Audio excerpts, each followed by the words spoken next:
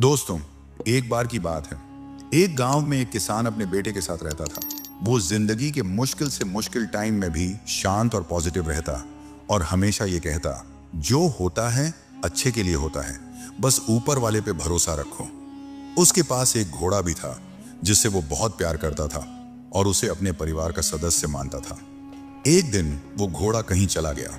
किसान ने पूरे गांव में उसे ढूंढा पर वो कहीं नहीं मिला। सभी गांव वाले इकट्ठा होकर किसान के पास गए और दुख जताते हुए बोले, आपका घोड़ा खो गया, ये बहुत बुरा हुआ, आप बहुत बदकिस्मत हैं। इस पर किसान ने मुस्कुराते हुए कहा, भले ही मेरा घोड़ा खो गया है, पर जो होता है अच्छे के लिए होता है। मुझे ईश्वर पर विश्वास है। गांव वालों को किसान की ये बात समझ नहीं आई और वो अपने अपने घर चले गए। कुछ महीनों बाद वो घोड़ा वापस आ गया और इस बार वो अपने साथ कई और जंगली घोड़े भी ले आया। सभी गांव वाले फिर इकट्ठा हुए और उत्साह से बोले, आपका घोड़ा खो जाना अच्छा था, अब आपके पास इतने सारे घोड़े हैं, आप कितने खुशकिस्मत हैं। इस पर किसान ने फिर से शांत स्वर में कहा, भले ही अब मेरे पास बहुत सारे घोड़े हैं, लेकिन मुझे कोई विशेष खुशी नहीं है। जो होता है अच्छे के लिए होता है।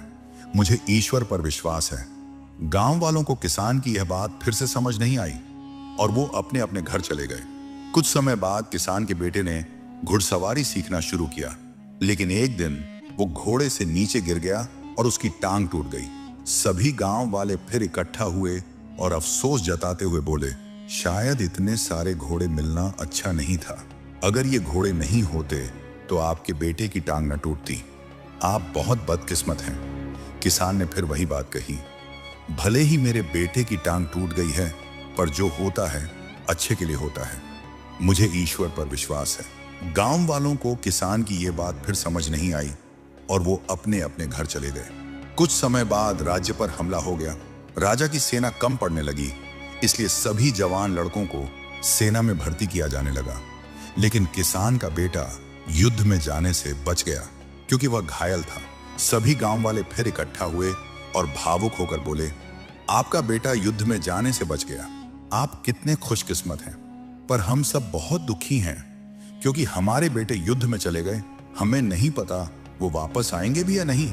गांव वालों ने किसान से पूछा, हमने आपको जीवन के मुश्किल से मुश्किल वक्त में भी शांत और पॉजिटिव रहते देखा है, आप ऐसा कैसे कर लेते हैं। किसान मुस्कुराया और कहा, हमेशा खुश और पॉजिटिव रहने के लिए दो बातों को समझना जरूरी है। पहली बात, लोगों की बातों को ज्यादा ध्यान मत दो, क्योंकि उनकी बातों को ध्यान देने का मतलब है अपनी खुशियों की रिमोट कंट्रोल दूसरों के हाथों में देना। अगर लोग आपकी तारीफ करेंगे तो आप खुश हो जाएंगे और अगर बुराई करेंगे तो आपको गुस्सा आएगा। अगर आप लोगों की बातों पर ध्यान दोगे तो आपका दिमाग अशांत हो जाएगा और आप अपने जीवन के जरूरी कामों पर ध्यान नहीं दे पाओगे। दूसरी बात, कभी भी किसी बात को तुरंत अच्छा या बुरा मत कहो। जिस तरह किसी किताब के सिर्फ एक लाइन को पढ़कर यह नहीं बताया जा सकता कि पूरी किताब अच्छी है या बुरी, उसी तरह लाइफ के किसी एक इंसिडेंट को देखकर यह नहीं कहा जा सकता कि वो पूरी जिंदगी के लिए अच्छी थी या बुरी। आज जो घटना अच्छी लग रही है वो कल बुरी साबित हो सकती है और आज जो घटना बुरी लग रही है वो कल अच्छी भी लग सकती है। जैसा कि हमने इस कहानी में देखा, आपके साथ क्या होगा वो आपके हाथ में नहीं है, लेकिन आपके कर्म आपके हाथ में हैं। इसलिए अपने कर्म और सोच को अच्छा बनाओ और बाकी चीजें ऊपर वाले के हवाले कर दो, क्योंकि जो भी होता है वो अच्छे के लिए ही होता है। बस ईश्वर पर भरोसा रखो। दोस्तों, हमारे आसपास कई लोग हैं जो अपनी जिंदगी में मुश्किल दौर से गुजर रहे हैं। हो सकता है कोई हिम्मत हार चुका हो, कोई खुद को अकेला महसूस कर रहा हो, या कोई अपनी परेशानियों से लड़ते लड़ते थक चुका हो। शायद सिर्फ एक सही बात सही समय पर किसी की पूरी जिंदगी बदल सकती है। अगर आपको यह कहानी पसंद आई और इससे आपको प्रेरणा मिली तो इसे जरूर शेयर करें। क्या पता आपका एक शेयर किसी के जीवन में रोशनी ले आए, किसी को उम्मीद दे दे या किसी को फिर से मुस्कुराने की वजह मिल जाए।